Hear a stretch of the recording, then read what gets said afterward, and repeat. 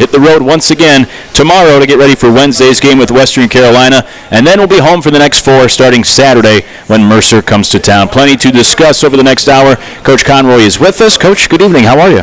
Doing good. Just came in the door, had a nice spirited practice this afternoon, so good to be here. Yeah, good to have you. Good to hear about the practice today, and so we'll always allow a couple extra minutes for working hard there on the court with the guys. But let's talk about the past week. Obviously, we were here a week ago, and then in between then and now, the team went on the road at UNCG Thursday, at VMI Saturday. Final score 70-60 against UNCG, and then the come-from-behind victory against VMI 60-52. We'll get to that VMI victory, but first, let me ask you about that first game of the trip, UNCG, because we talked about it on the radio after the game. I asked you about it again in the pregame show, the lead up to the tip-off with VMI on Saturday. But, you look at that final score, 70-60, the loss against UNCG doesn't quite tell the whole story.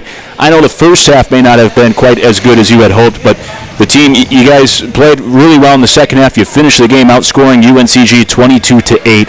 So, of course, in the end, it's a loss, but a lot of positives in that second half. Point being, when you come away from that game, looking back now, just overall, just what's your takeaway from that game where, it was a loss, but a good second half leads to the game against VMI? What do you think, looking back about that game at UNCG? Well, I thought it was a real key to us getting the win on Saturday. We talk all the time about how every possession matters, and you have to develop that mindset, and that you can create good habits within a game, and you can win. You can become a better team right within a game. Aside from just winning that game and learning how to make the plays that go into winning, you can get better at some big picture type things like conversion defense or transition offense, things like that within a game. And I thought we really did that against Greensboro. They're a terrific defensive team, and they really came out and kind of punched us in the mouth a little bit early. Took us a little while to adjust, but I thought the second half, our guys really found some things.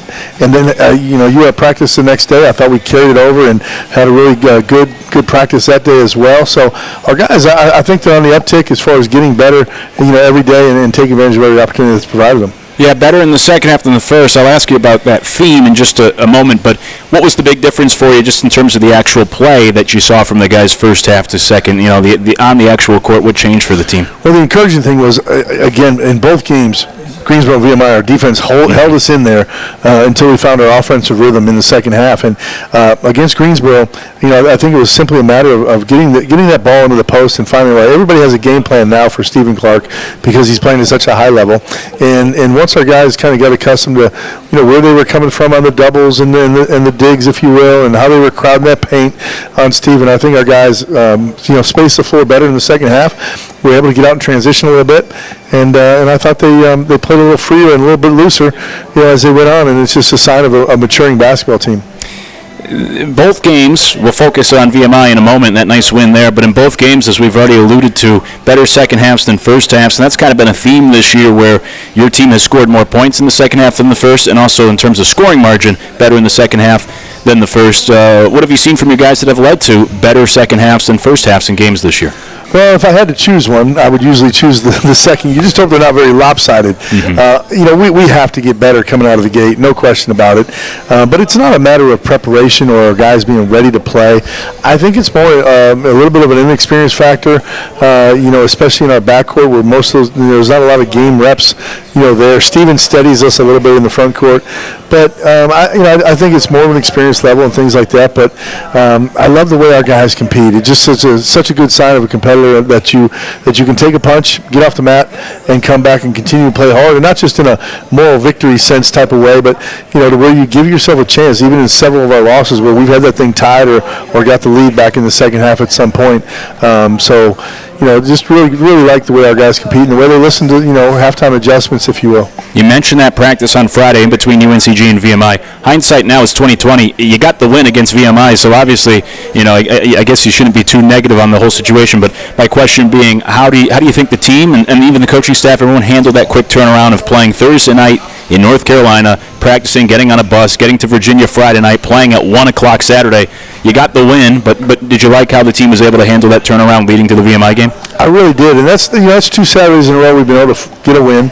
It's also a second Division I win where we held somebody under 60 points, and that hadn't happened in a long time. I think 7 or 8 years. So what I liked And I think our November-December schedule really helped us in this regard, where we never really had that day off where we were playing a non-Division I team.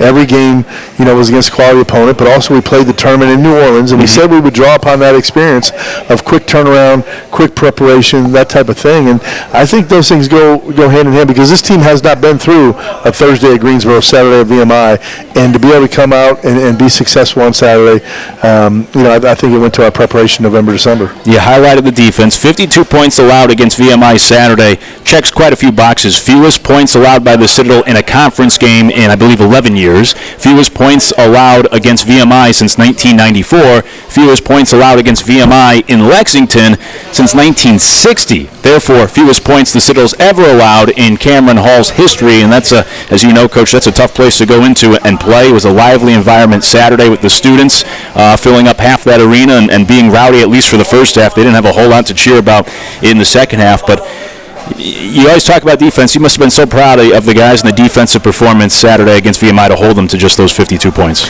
Oh, I really was. We know we have to continue to get better offensively, and I think we will as the year goes on. We'll continue to find that chemistry, continue to find that game experience, that rhythm and timing, that experience that players have. We'll continue to improve there, but boy, the guts and the grit and the effort. A lot of people have called me about the slow scoring output we had in the first half and things like that, and rightfully so. But where you're watching the other end, because I saw 5 guys really get into a rhythm there defending and kept us in it in a hostile environment. And, everybody was against them. I think they had close to 4,000 in there, so the place was lively, and great to see our guys buckle down. And if you think it was ordinary, you just rattled off some stats that are kind of mind-boggling. Fewest points allowed to a VMI team in Lexington since 1960. That's fun. Yeah, that's a long time, and that was quite a performance Saturday. You mentioned first half, look, the offense struggled, but your defense played so well that you go into the locker room. If you want to count those technical free throws in the first half, like we probably should, it was a 7-point game to start the second half, despite the offensive struggles. The team, I believe, was 4 for 20 shooting in the first half, about 10 turnovers. Your defense kept you in the game. You've said it before, but if you play defense, you always give yourself a chance. That's a great example Saturday, where you can down the road point to that game and said we made 4 shots in the first half, but because of our defense, we were still able to win on the road. We did, and what I just loved how our guys, they just a resolve. When Austin Ash, we make the shot, and then they call the technical, and everybody starts talking about how we're going to go on a 7-point play, and we're going to Belichick them because we're going to get the ball back to start the second half. And we always talk about how every possession matters, and we try to go 2 for 1 there at the end and give ourselves an extra possession. And then we get the benefit of the technical, and then we come out and score to start the second half. That was a huge turning point in the game and our confidence level of our guys. I told them at halftime, I thought the lid would come off the basket a little bit for both teams. I thought, even though we had played great defense, they had missed a couple as well. The lid was going to come off a little bit, but it was going to be who could reconnect and then refine themselves on that defensive end, and both teams did come out score to start the second half, but then I thought we really got in a groove. We had a group of 5 out there that defended the last 15 minutes extremely well, and then they also found a rhythm offensively. I said it on the radio at the time. The game was 8-3 with maybe 8 minutes to go in the first half, and if you told a Citadel fan the Bulldogs would only have made 1 shot in the first 12 minutes, but it was still only a 2-possession game. You'd be shocked, but you'd also sign up for it. I know you were pleased with the defensive performance in the first half and throughout that game, but what were you thinking on the sideline as that first half was unfolding and your team was scuffling as much as they were offensively? What was going through your mind at the time? Well, several things. One, you know where your team is at big picture-wise on grasping, offense and kind of looking the way you want it to look, and you know where they're at with that, and you try to help them. But then you also have to deal with, just confidence individually and as a team collectively, and are they tightening up? Are all these tough first starts to halves, is it starting to wear on them a little bit? Are they starting to think, woe is me, and things like that? So you kind of have the psychology part of it. You have the big picture part about where your system is and where things are getting in place, and then the individual development piece. And so there was a couple players I thought, hey, they were close. Kobe McAllister passed up a couple toward the end of the first half, and I thought, well, maybe he's getting a little tight. But Austin Ash, I thought he looked like he was ready to knock a few in. David Maynard, I thought, had great rhythm. I thought, boy, if we can get him a few, he's looked like he's ready. Elijah looked like he was starting to wear on him a little bit. So they were all at a different place, and that was my whole message at halftime, was just like, let's reconnect. get on the same page. We're all kind of going through this together, but because of your resolve and competitiveness, you've kept us in the game on the defensive end, and let's go win this thing because it's we got too much firepower. There's so many shots will start going in. Is that the type of game that, look, you were down 12, you come back, you erase a 12-point deficit, you trailed for the first about 31 minutes of that game before you had your first lead, you end up winning on the road, and you outscored them by, I'm trying to do the math here, 17 in the second half, after trailing by 9 at halftime, second win this year when trailing at the half. Is that one of those games that down the road here in the conference schedule you can kind of point back to, that when the guys fall behind, they know they have the ability to come back, especially on the road, erase a deficit, and not, if you fall behind early, not pack it in, because now they have this confidence that, hey, we can overcome a 9-point or a 12-point deficit and win on the road because now you've done it at VMI.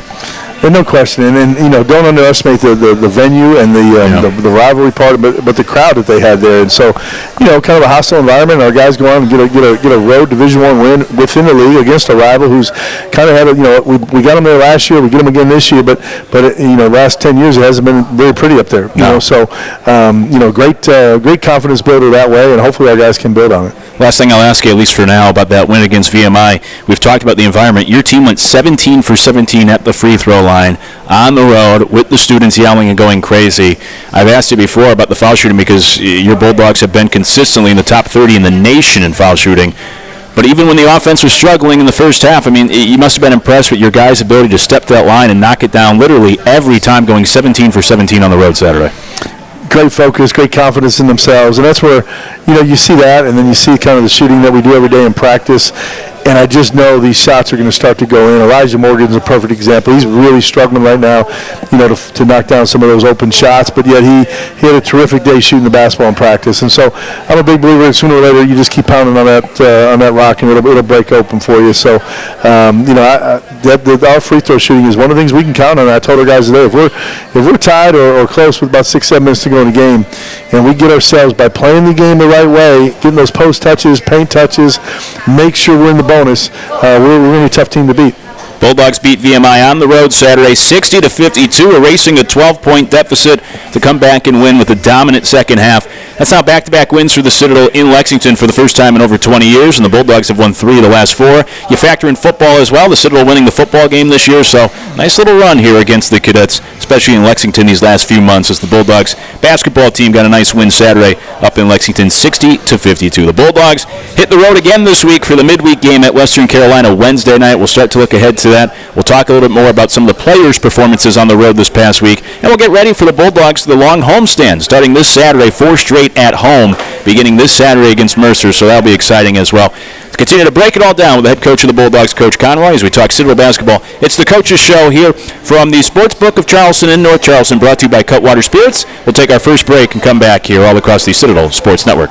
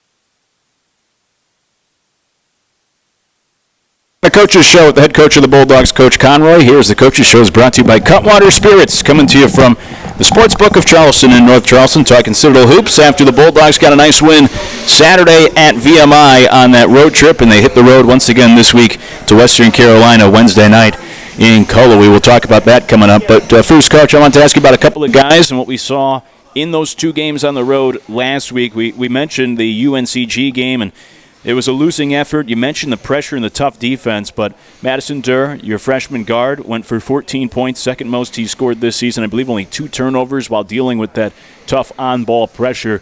Just what you think of Madison's performance on the road against UNCG last week?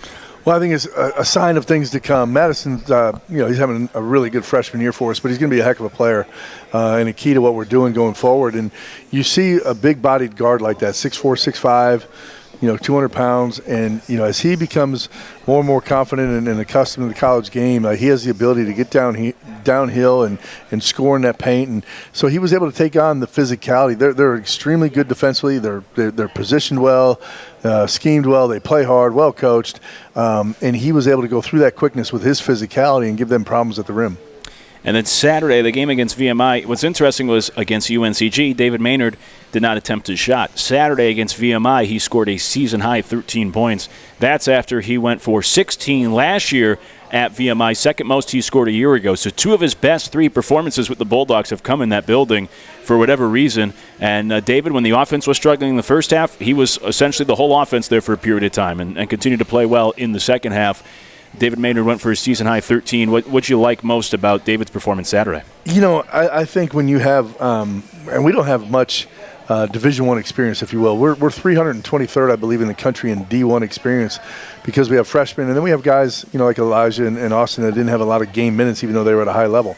But David Maynard is a guy that does have game experience. And I think when you face, especially that was a game you might not see again. Mm-hmm. You can watch a lot of basketball and not see a low-scoring game like that. And so you're on the road. You're playing against a rival. They have a crowd.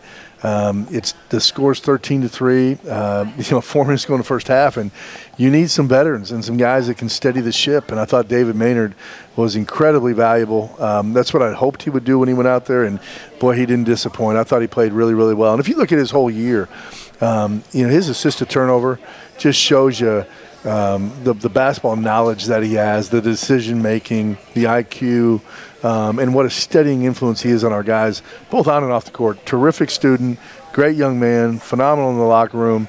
We're going to be proud for all of us for years and years to come to call him a Citadel alum. Yeah, when you came to this program, to your point, what you just said, you took over this team last year. You had to bring in a lot of new guys, a lot of young pieces. How important was it for you to make sure he stuck around and to have him be part of this team? David, who's now in his 6th year, he's a little bit older. You said he's had good minutes.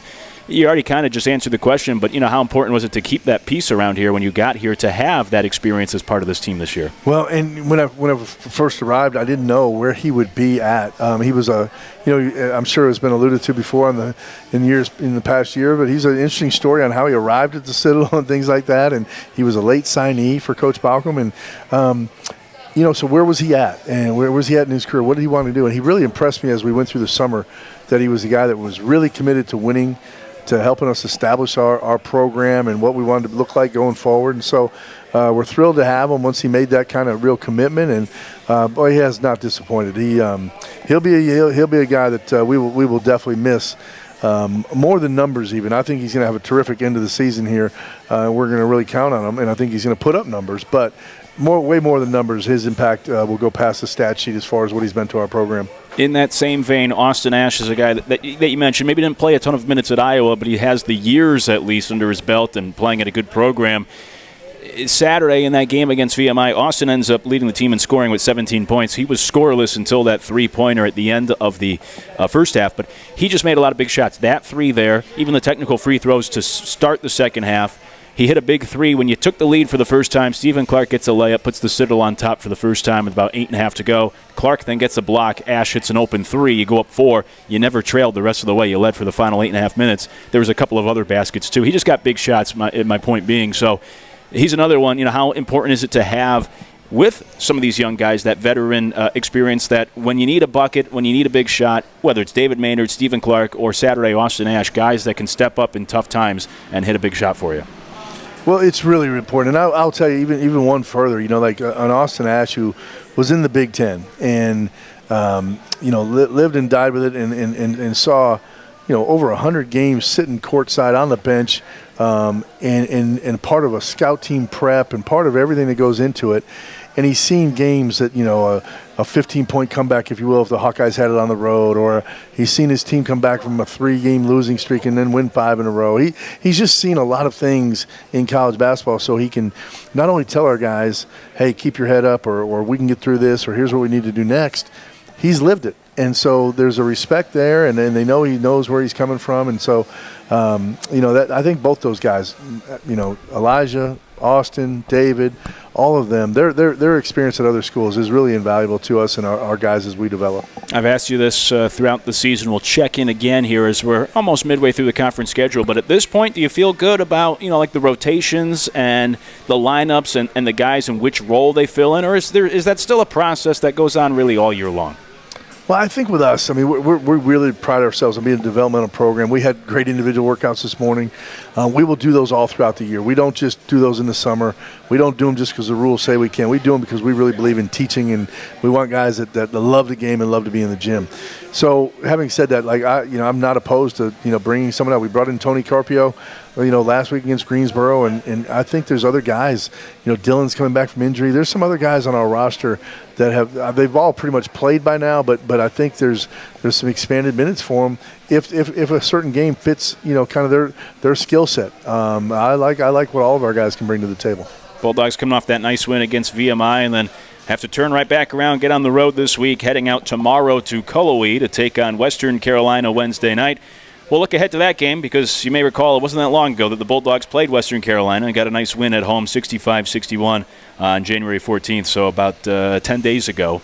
And the Bulldogs will try to get another W, this time on the road against Western Carolina Wednesday night. We'll talk about that game, the upcoming road game, also the homestand that begins Saturday, and look ahead for the Citadel with the head coach of the Bulldogs, Coach Conroy, as this is the Coach's Show here from the Sportsbook of Charleston in North Charleston, brought to you by Cutwater Spirits.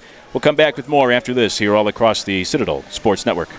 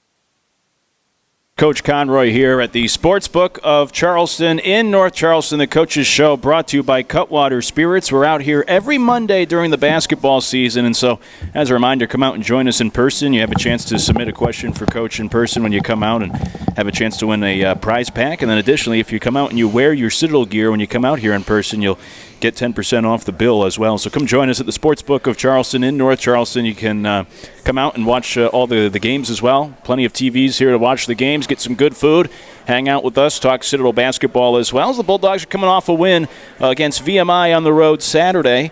And now we'll head back on the road, take on Western Carolina this Wednesday night, 7 p.m. tip in Cullowhee against the Catamounts, who just played the Bulldogs about 10 days ago. The Citadel winning at home 65-61. And Western Carolina now, I believe, has dropped 3 of the last 4 and will be ready to go when the Citadel comes to town Wednesday night.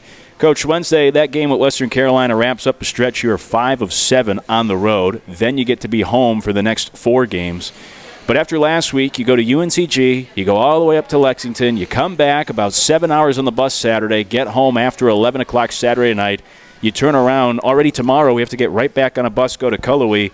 The team seems to have handled it pretty well in terms of these games and the opponents and getting some wins. But do you feel a little road weary at all at this point with 5 of 7 here on the road and getting back out there tomorrow to Cullowhee? Not really. Just more excited. Our guys. You saw the bus ride home. It was pretty spirited. It wasn't just a win. I think this group really gets along well together. They enjoy spending time together, and that they've kind of just embraced that. And we talk a lot about how much fun it is to win on the road, and we kind of really try to build that up. Nothing better than going in a hostile environment, especially on, I think those Saturdays are special because you just get, there's some fans there, and we've had good crowds at the places we've gone. But, no, it's not really. Seasons can wear you out, but the time goes fast this time of year. Well, hey, that's good. That's a good thing that the team and you don't feel that way. Speaking of winning on the road, when your team does, you guys go out for ice cream afterwards. That was the case on Saturday. Was that a tradition that you also had the last time you were here? Did you do that at Tulane as well? Where did that start for you personally? It really started when I was at Francis Marion. I've done it everywhere I've been as a head coach, but we really enjoyed it because we were a tough out on the road. Last time I was here, I think we won 9 or 10. We won 9 conference games, I believe, or 9 road games the one year we won 20 wins. So half our wins actually came on the road. We were a tough out, and we kind of got into the whole thing of eating ice cream in your town. And so they asked me after the game, are we going to go to the Dairy Queen on the way out of Lexington, or are we going to eat at, I think it was, Sweet Cakes were right there in town. I said, no, we're going to make them see that bus, watch us eat on Main Street. And if our bus being parked right there downtown offends them, well, that's too bad. We've got them for the next half hour because we're going to let them know we won. Yeah, that's right. That was a big-time win, and a lot of Citadel fans took joy as well in the idea of going to have ice cream in Lexington after beating VMI like that in their building, and hopefully Wednesday night against Western Carolina, we'll be looking for ice cream in Cullowhee after that game. Do you like the idea? Because, you look at the conference schedule, you haven't faced all of the teams yet in the SoCon. Now you play Western Carolina already for a second time in about a 10-day span. You beat them the first time, so maybe you do want to play this team again, but do you like this idea of already going up against a team a second time in this short amount of time, these 2 games separated by 10 days? Well, as we've spoke before, I think, I love the fact that this league is still a round-robin league where you play everybody twice. I think it's the best way to develop rivalries. I think that's what college basketball is all about. I like the fact that we do play Western right away, not necessarily because we won, but because now they have familiarity with us. We'll see how they adjust to us as well, and I think that pushes your team to even better heights because the familiarity. Sometimes you play somebody. I know in other leagues I've been in, where in the Big Ten you'll play a couple games in early December, and you may not see that team again until the conference tournament just because of the unbalanced schedule. And a lot of times you play that team then in March that you saw back in December, and you really it's basically like a non-conference game. You really don't know much about them, and you didn't get the benefit of seeing them adjust to you and you adjust to them. And I think that's what raises young men's competitive levels when the familiarity gets to the point that it is now. And I think that's how we find a new level within our team. Let me ask you think back to that win against Western Carolina about 10 days ago. Let's focus first on the positives without tipping your hand to the Catamounts out there. What'd you like most about your team's performance in that victory, 65-61 against Western Carolina at home on January 14th? Close game, you get the W. What'd you like most about what your team did that day? Well, a couple of things. One, Tony Carpio had a fantastic performance for us off the bench. I thought our big guys up front, Jackson Price and Tony and Steven, I thought they were as physical as they've been all year. That was a big part of it. We held them to, I believe it was to 4 of 25 shooting from three. They're a prolific three-point shooting team, and we really kept them down by protecting the paint. We'll need to do that again. And, we also were able to keep that three-point number down because we took good shots and didn't turn the ball over. I think we only turned it over 7 times in the game. So, that it was just the right, formula for us on how we need to play to win league games, and it all kind of came together in that game against them. Okay, so then on the flip side, because I know coaches usually are not satisfied with everything, what were some of the things that you would like to make sure you guys do a better job of or do differently in the second go-round? Even though you beat them the first time, what are some of the things you want to make sure you clean up for the rematch with Western Carolina? Well, there are 2 players up front. Wilbright, number 2 for them. I think he went for 22, and he had his way.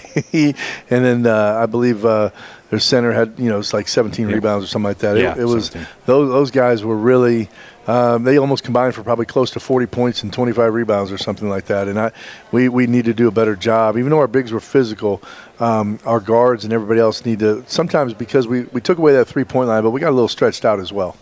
Yeah, you're right on. 39 points, 25 rebounds between the two of them, Claude and Wilbright. They had 39 points. The rest of the Catamounts had 22 points combined as a team. So, yeah, it was those 2 guys. And it was a little bit of both. Like, we did a good job of taking away the three. Our guards did. But as they started having success doing that, they got a little carried away and got a little stretched out, too close to their guards.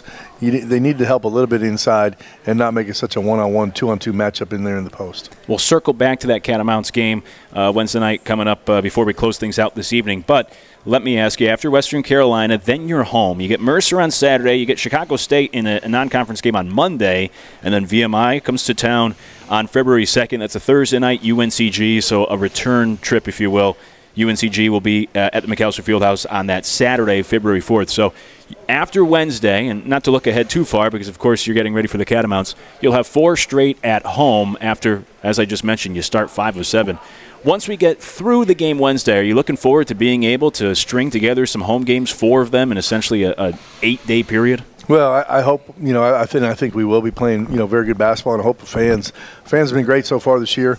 I hope they really get behind us and help us have a really successful home stand, if you will. Like just those 4 games, we can really make a turn in this season if we can play good basketball and get McAllister going. Get your tickets now online. Mercer, it begins this Saturday, the 28th, with Mercer in town at 1 p.m. And then, as mentioned, Chicago State on Monday, January 30th. And then VMI, which is always one of the big home games every year. It's always a fun night at the McAllister Fieldhouse. This time it is at night, Thursday night, as opposed to a Saturday. The Citadel and VMI February 2nd, Thursday night. And then UNCG February 4th on a Saturday afternoon. So head online and get your tickets now to come out and join us. Plenty of opportunities to see the Bulldogs here over the next 2 weeks as they'll be home for 4 straight after that game against Western Carolina this Wednesday. We'll come back with our final segment tonight. We'll get to any questions if we have them and continue to talk Citadel basketball. The head coach himself, Coach Conroy, is with us as we get ready for the Citadel and Western Carolina Wednesday night and then that homestand as well. One final segment from the Coach's Show here at the Sportsbook of Charleston in North Charleston. Coach's Show brought to you by Cutwater Spirits. We'll wrap things up next here after this all across the Citadel Sports Network.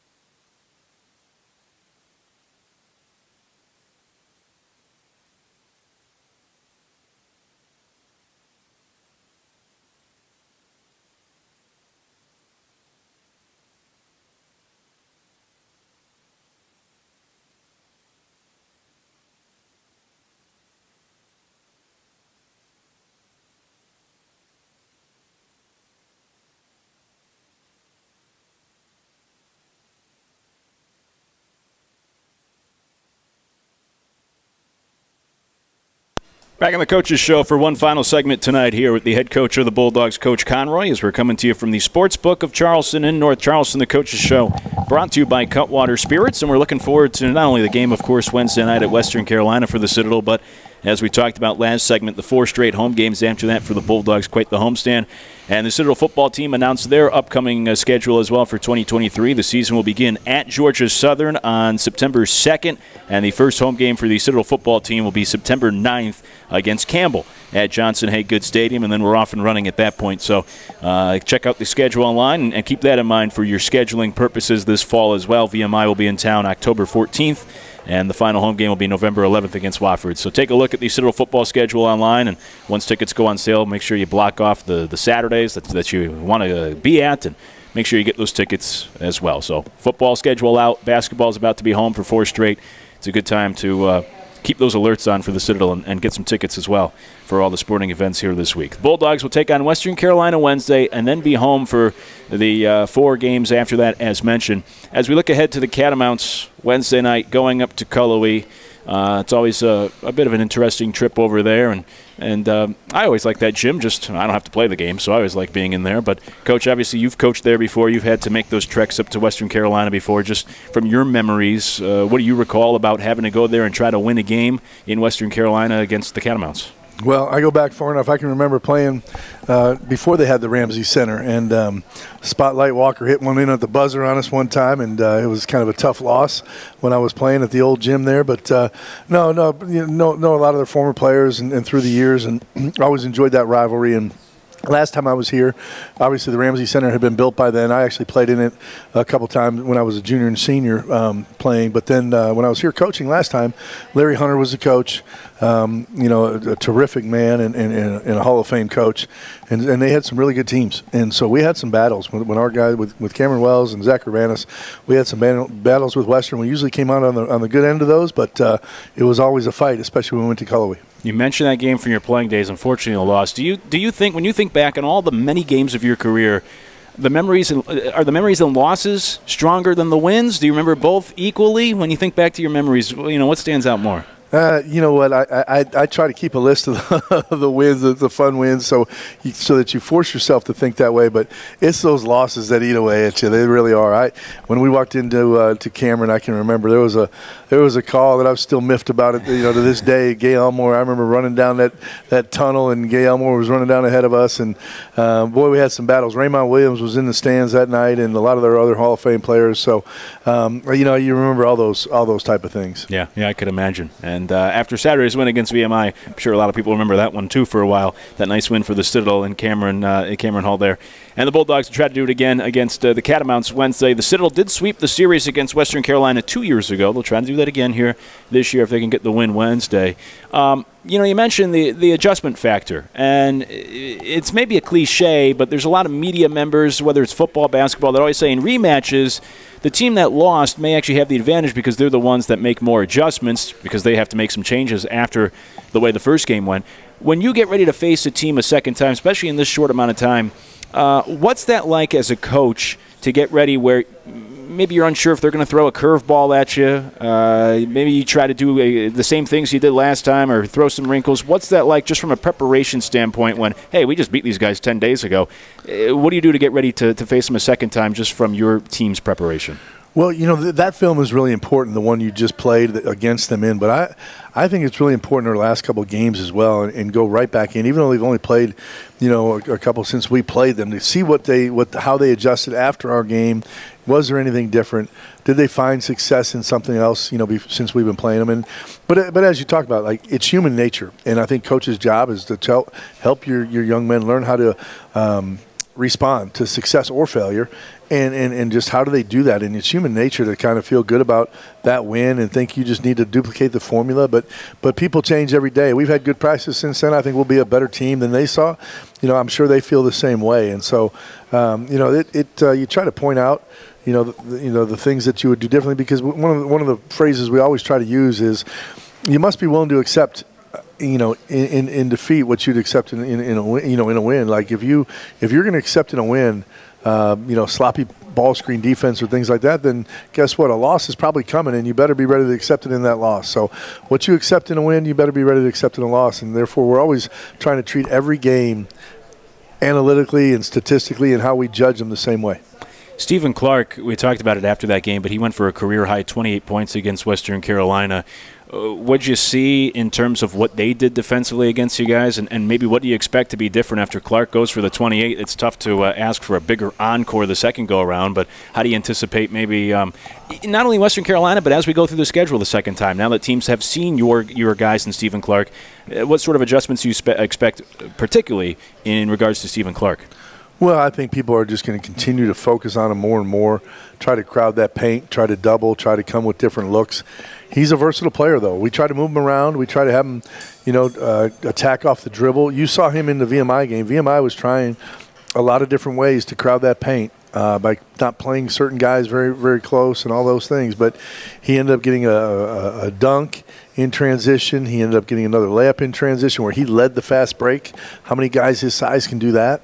And then he got a couple dump offs where he flashed in the middle lane and got plays from, assists from other players. And then he had some post ups, so he had a tip in rebound. Mm-hmm. He can just score in a variety of ways. So, I'm glad he is a nightmare for other coaches to try to do that. And I hope we contribute to that nightmare by moving him all over the floor and let him really explore his versatility. And I think we've done that this year, and he's really embraced it. I've always said sometimes you have to ask the stupid questions to get the good answers. So let me ask you probably a stupid or an obvious question, but just how big would it be after beating VMI to then put back-to-back road wins like this in the conference? You beat VMI, say you get a win Wednesday against Western Carolina, and then you're home for the next 4 coming off 2 road victories like that. Just how big would it be to try to string together some road victories here in the conference? Well, we have a big sign in our locker room about, kind of our cycle of success, if you will, and some of the core value. It starts with our core values at the Citadel, honor, duty, respect, and we are, who we are before we, become what we are. And we're kind of in that phase now as you move through our cycle of consistency, of focus and effort.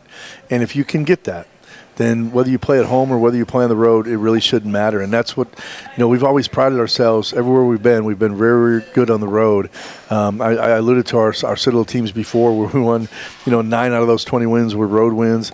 Our first year in the American when we were at Tulane, out of our 8 conference games, we got 5 road wins, which is just amazing for a team, moving up in the league. And I think our formula has always been, so if we can get to that consistency of focus and effort, it shouldn't matter home or road. And it's like I've said before, there's nothing, you got to embrace the road, and there's nothing more fun than getting those road wins. So we're excited about this opportunity Wednesday, and hopefully our guys are ready to show that consistency. Let me ask you about this. It may be a little awkward for you to answer because I'm asking kind of about yourself and the job you've done this year. But you look at some of these other teams that you've played recently. Western Carolina struggled last year. They're better this year. It's a year 2 of their coach, right? Last year 1, a lot of new pieces. They scuffled. VMI right now is going through it. First-year coach, a lot of new pieces, a lot of young guys. They're right now in their longest losing streak in 17 years for VMI. Even ETSU, they struggled a little bit last year, first-year head coach. This year, they're better. I set that all up because for your guys, knock on wood, from my point of view, it's been a successful first half of the season here. How have you been able to have the success you've had where, you look at the VMI, Western Carolina last year, teams that are winning only a quarter of their games because they have so many new pieces and a new coach and a new system. What's been the key to the success that you guys have been able to have really in a hurry with all the new pieces this year? I think the buy-in from our guys, I think it's been terrific. From Stephen Clark right on down, they just the returning guys, the guys that came in from the outside, their leadership, like Austin Ash and Elijah Morgan, those type of guys, we've just been, kind of bonded together that way. And then, I also think we really challenged them. I mean, we've, like I said, we made this the toughest schedule potentially in Citadel history, and didn't want anything to be false. Didn't want our guys to have a false sense of where they were, who they are, and wanted everything to be, really great and accurate information for them as we went through the non-conference. And I think that's paid off. Got about 2 minutes left here, so a couple of last things in regards to Wednesday. You may have already touched on these things. We've broken down the matchup with Western Carolina, but I always ask you at the end of these shows and at the end of our interviews for the pregame, just your keys. And I know there's still some prep to be done, but what are your keys to Wednesday night's game on the road with Western Carolina? Well, we've got to slow 0 and 2 down. I know that. And those two guys had their way last time with us. And, find a way to duplicate the performance we had from the three-point line of holding them to 4 of 25. But can we balance that a little bit and help out our post guys a little bit more? That's going to be a big key. And I think it really comes down to that offensive end. Can we continue as we struggle to shoot, and can we be resilient and mentally tough enough that we don't just play loose and totally free. We have to play looser and freer and with more confidence on the offensive end, but we also have to take care of that basketball and take good shots. Otherwise, our defense will then fall apart. So we have to grow on the offensive end kind of incrementally, if you will, while we're holding steady to the ship on the defensive end. It'll be the Citadel in Western Carolina Wednesday night. We hit the road tomorrow. Is it a sleeper bus again up to Cullowhee? Should be. Perfect. Well, hey, the Bulldogs got a big win against VMI on Saturday. They'll head off to Cullowhee tomorrow to take on Western Carolina Wednesday night. 7 p.m. tip-off in Cullowhee. If you can't make it out there, watch the game ESPN Plus. Listen. However you're listening tonight, you can listen to the game broadcast as well, online, through our free app, or in the area on 102.1 FM here in Charleston. Coach, congratulations on the win Saturday against VMI. Appreciate you joining us in the Insight tonight as always, and wish you guys the best of luck in Cullowhee. I'll see you tomorrow to get on the bus and go up there for that one.